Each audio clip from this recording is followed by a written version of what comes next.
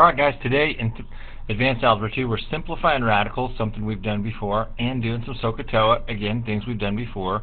3 rules to simplify radicals. You can't have a perfect square factor under the radical sign, which we're pretty familiar with. No fraction under the radical, and no radical in the denominator. So the first thing to do whenever you're trying to simplify radicals is to make a list of perfect squares down the side of your paper. Usually the first 15 is suffice. So if you pause the video to get that done real quick, first 15 perfect squares.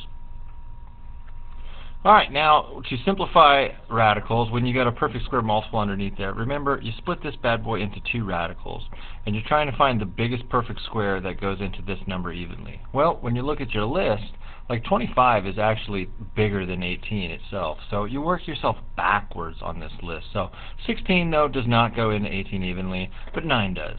So you put the perfect square on the left side, and how many times 9 goes in there is twice on this side.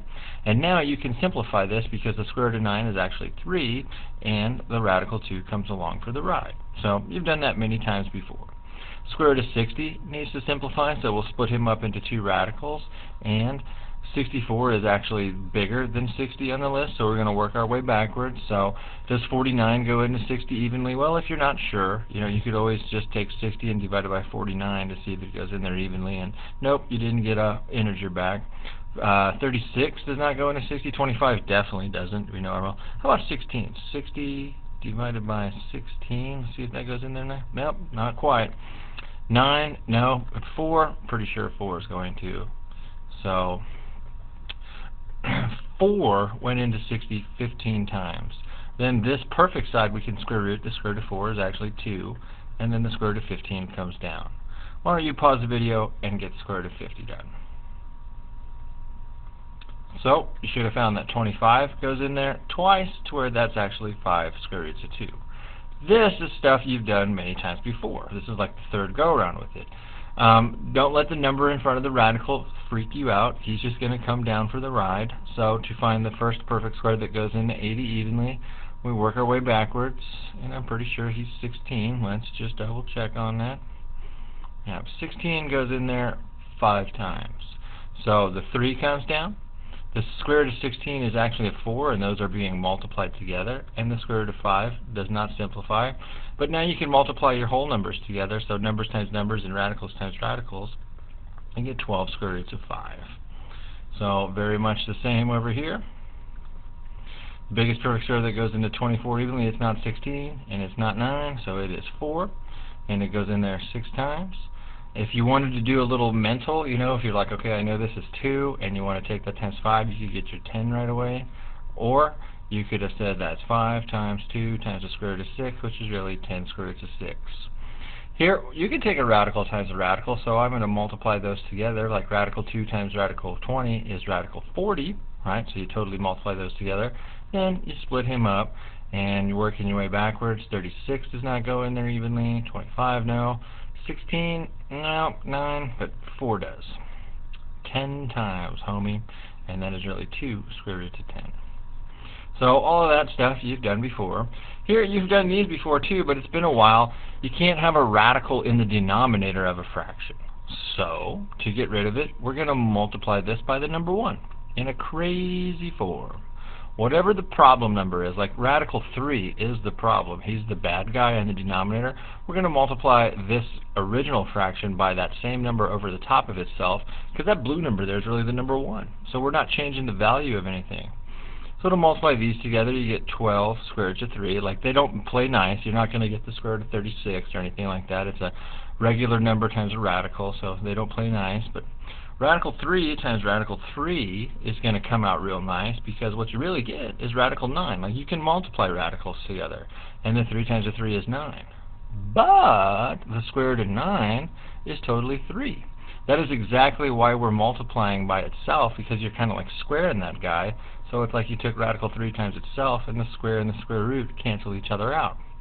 Then the other thing I look for is to see if anything can simplify, and you see this 12 over 3 can totally simplify to be 4 square roots of 3 over 1, which you don't need to put the over 1. So when there's a radical in the denominator, it's called rationalizing your denominator. Here, the other problem is you can't have a fraction underneath the radical, so you really just pull it apart.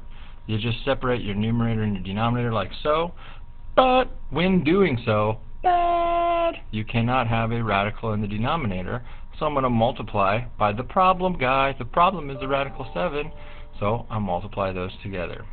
The square root of 2 times the square root of 7, you can totally multiply those together and get the square root of 14. Square root of 7 times square root of 7 will turn out to be the square root of 49, which is plain old 7. Like, that's why we did this, is so these will cancel each other out. Now this doesn't reduce either. This is not 14 over 7. This is the square root of 14, and this is a 7. This is a radical. This is an integer. They don't play nice. So this is as simplified as he can get. On the next guy, we're going to pull them apart because you got a fraction underneath the radical, and then let your brain think. Look at that guy. That's the square root of 16, which is 4. Like, 16 is a perfect square. So you totally have 4 over the square root of 5, and now you have a radical in the denominator, so we will rationalize him.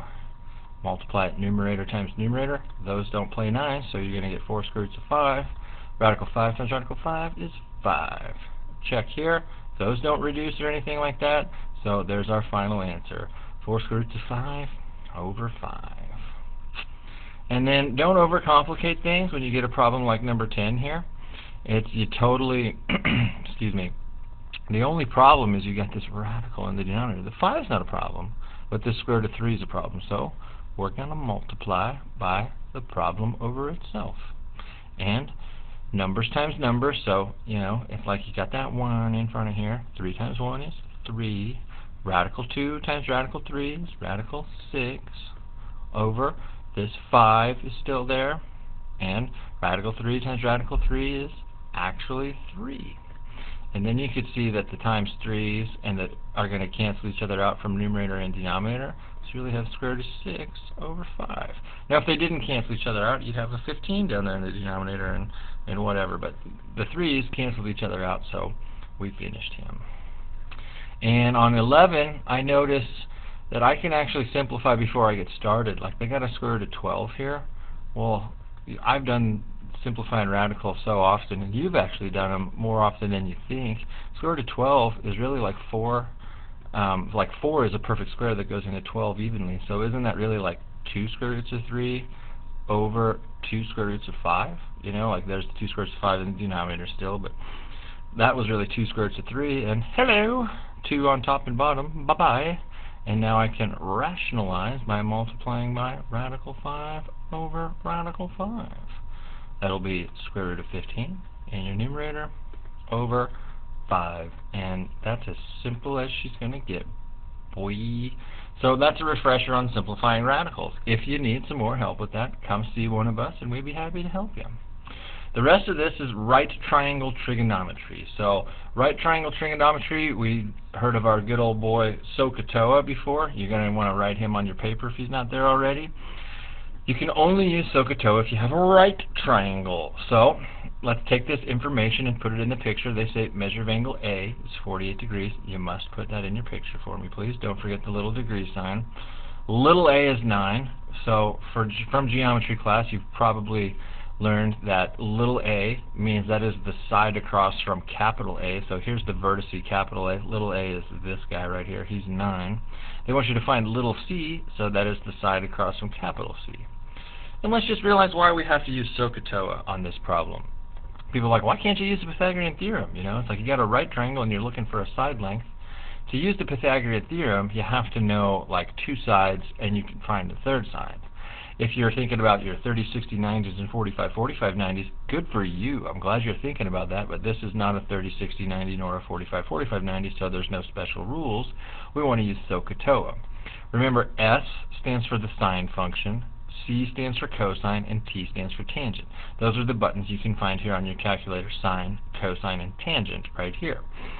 O, H, and A stands for opposite, adjacent, and hypotenuse. So let's refresh our memory on what that means. You focus all your attention on the angle measure that they gave you, the 48 degrees, and realize who are these side lengths in relation to it. Now there's one side length that you should never, ever, ever mess up, and that is the hypotenuse. Remember, the hypotenuse is the side directly across from the right angle. So this little c is the hypotenuse. I like to put a little HYP here to remind me. Don't think that the letter C means it's the hypotenuse, you know, like a squared plus b squared equals c squared. They could use whatever letter they want, and the C could be wherever. C doesn't mean it's the hypotenuse. The hypotenuse is the side across from the 90. So we know he's the hypotenuse, so we have to figure out who 48 is.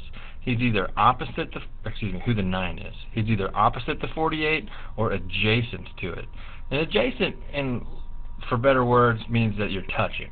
So like, you see this side length right here, isn't it touching this 48-degree angle?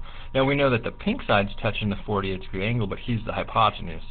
So since this 48 is touching this side, this is the adjacent side, meaning that this dude right here is totally the opposite side. He's the old OPP for opposite. This 9 is opposite, like right across from the 48 degrees. So SOHCAHTOA will tell us which trig function, be it the sine, the cosine, or the tangent, because if you're dealing with opposite and hypotenuse, bingo! That's what the O's and the H stand for here. Like notice you can't have an O and an H in the cosine function, you don't have an O and an H in the tangent, you only have it in the sine. So we set up our trig function. Here's how it's done. You have the sine, you start with your trig function, SOHCAHTOA told us we're using the sine, of the angle measure will equal, in this order, that's why it's written so opposite over hypotenuse. So it's always the first dude over the second dude. Cosine is adjacent over hypotenuse, and tangent is opposite over adjacent. So sine is opposite over hypotenuse. The opposite is the 9 in our case, and the hypotenuse is the little c. One more time. Our equation was the sine of the angle measure equals opposite over hypotenuse. Now all we got to do is solve for c. So c is down in the denominator. We no likey down there. I'm going to get rid of this divide by c by multiplying both sides times c. So you got c times the sine of 48 equals 9. And then you totally get rid of the sine of 48, the times sine of 48, by dividing both sides by the sine of 48. So it's 9 over the sine of 48. Now for the tricky part. To punch this in, you must have your calculator in degree mode. Check your mode button right here. It's right next to your second. So like especially if your graphing calculator is brand new and you've never really messed with it, you're probably going to be in the wrong mode. It's the third option down, and there's radians or degrees. Move your cursor to where the black box is hovering over degrees. See how it's hovering? And hit enter. You need to be in degree mode. So switch into degree, then just quit out of it. So second, quit. And now let's just test. If you type the sine of 30, you should get 0.5 back every time. So that tells you you're in the right mode. If you're not in the right mode and you can't get a switch, put your hand up. One of us will come help you and put your calculator in degree mode is what we're looking to do.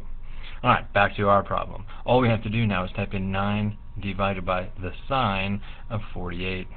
Close them parentheses up, and there she is. She should turn out to be pretty nasty, so C is about, we'll round to the nearest tenth if they don't tell us how to round, about 12.1. Makes sense, since that should be longer than this side. It is the hypotenuse, it's the longest side in that triangle. Next, measure of angle B is 28 degrees. Put him in the picture. Little b, right across from big B, is 3. Find little a. We have to use SOHCAHTOA on this. We have a mixture of angles and side lengths. I can't do the Pythagorean theorem. It has to be a right triangle. So focus all your attention on the angle that they gave us and realize who the 3's and the a's are. Are they opposite, adjacent, or hypotenuse? So isn't this 3 directly across from the 28? He is the opposite side. This A, he is totally touching the 28, and he's not the hypotenuse, so he is the adjacent side. So I like to put the OPP's and the ADJ's. It gives me a nice visual to realize which trig function I want to use. I run to SOHCAHTOA. I'm dealing with opposite and adjacent. Bing! Opposite and adjacent tells me to use the tangent function. So every time your trig function will be the whichever function you got, sine, cosine, or tangent, of the angle measure equals this dude over that dude, opposite over adjacent. So in this case, 3 is opposite and adjacent is A. Time to solve for A. He's downstairs. Time to multiply both sides by A. Meow, meow, meow. Then get rid of the times 28, the times tangent of 28 by dividing both sides by the tangent of 28. And time to punch. Shui divided by tangent 28. Bing! About 5.6. So A is approximately 5.6, mate. Lovely. Next dude. Let's put our info in the picture. Measure angle A, 70. Lil C, 58. Find Lil B. So, again, it's a right triangle, and I'm dealing with angles and side lengths. Time to figure out which trig function. Focus all your attention on the angle that they gave you. Who is the 58? La la la la la la la. He's the hypotenuse. Who is little b? Well, in relation to the 70, he's totally touching it, right? He is touching the 70, so that is the adjacent solid. And dealing with adjacent and hypotenuse, that is the cosine function, my friends. So the cosine of the angle measure equals adjacent over hypotenuse. Trying to solve for b. B's upstairs. We likey that. We need to just get rid of this divide by 58 by multiplying both sides by 58. You don't get to take the 70 and the 58 times each other. This is not the number 70. He is the cosine of 70.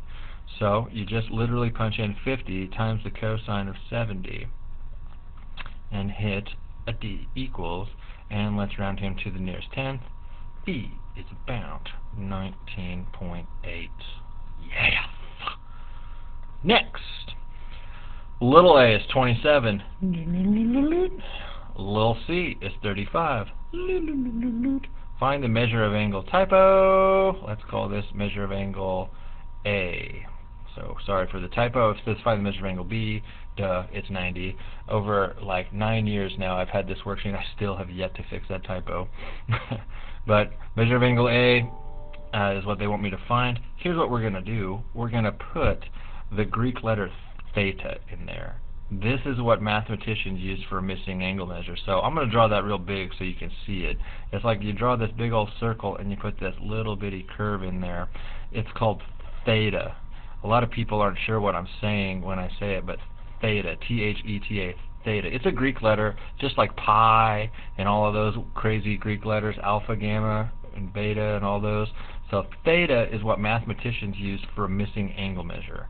So they wanted me to find the measure of angle A. There's what I'm putting in there. What do you think about using Pythagorean theorem?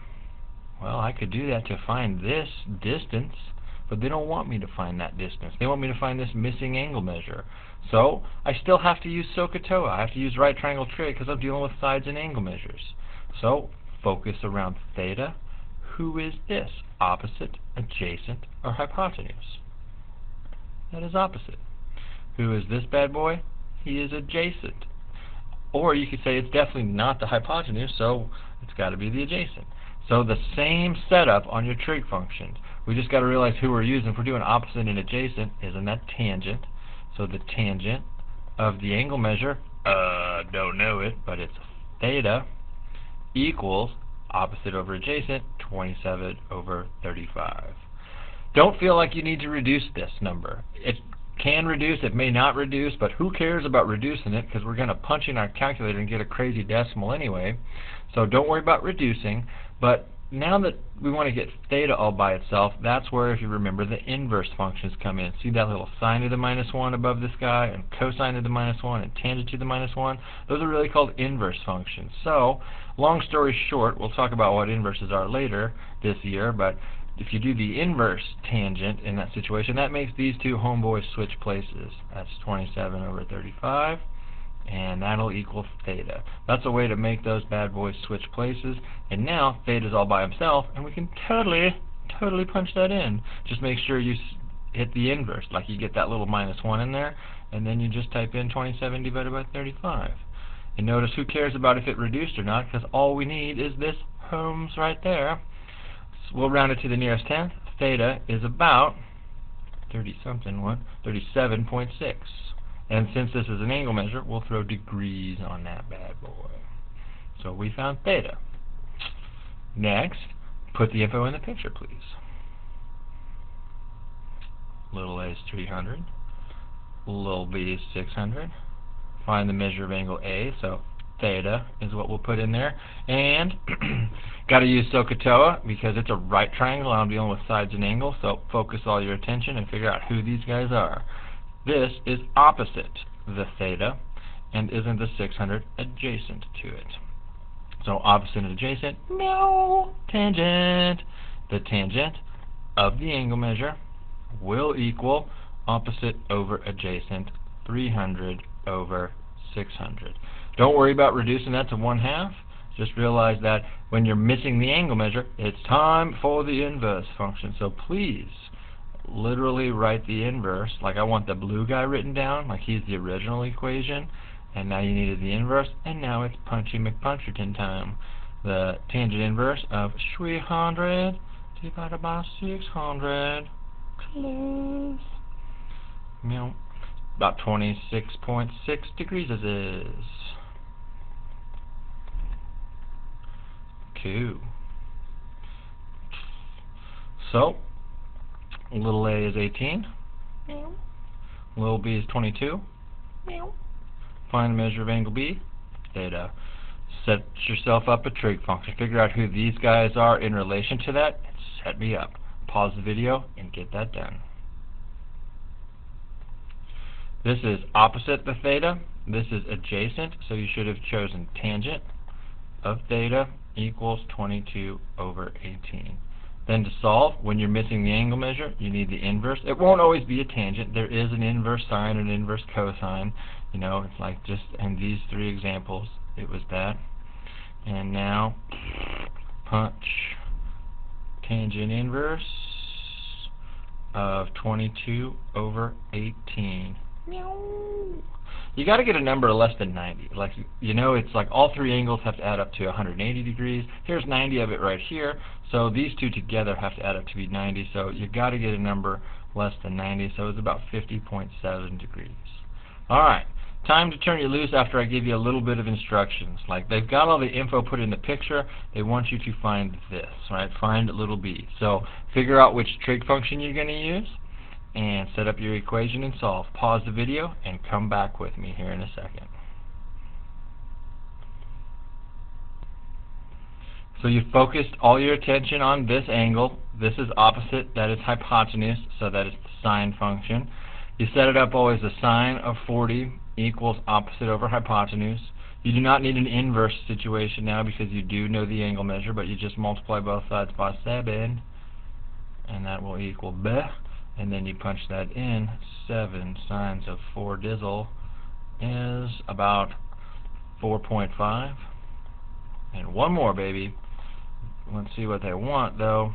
They want little a, right? So please try to figure out which trig function you're using. Set it up. Pause. Check back with me.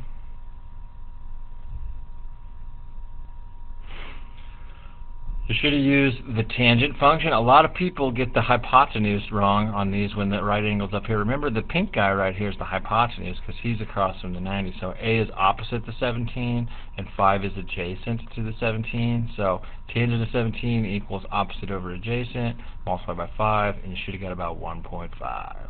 So let us know if you have any questions, and have a good one.